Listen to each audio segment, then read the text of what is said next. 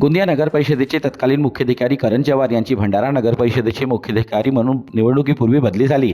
त्यांच्या जागी नवे मुख्याधिकारी सुनील भल्लाडू रुजू झाले।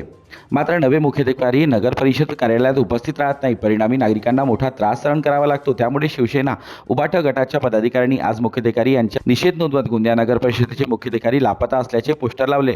तर मुख्याधिकारी येत्या 8 दिवसात नगर परिषदेत शासकीय कामकाजाच्या वेळेत दिसले नाही तर शिवसेना स्टाईलने आंदोलन करू असा इशारा शिवसेना उबाठ गटाने दिला आहे। आज नगरपालिकामध्ये युवासेनेतर्फे मागील 10 दिवसापासून मी सीओ साहेबांना बघत आहो की सीओ साहेब असतील तर आपण त्यांना भेटून एक ज्ञापन द्यायचं होतं। मग कॉल पण केला पण कॉल उचलायला सीओ साहेब तयार नाही आहेत। तर साहेबांनी 26 फरवरीला इथं जॉईनिंग केलं सीओ म्हणून। तर तेव्हापासून ते इलेक्शनच्या ड्युटीमध्ये लागले होते। 19 एप्रिलपर्यंत इलेक्शनच्या ड्युटीमध्ये ते व्यस्त होते।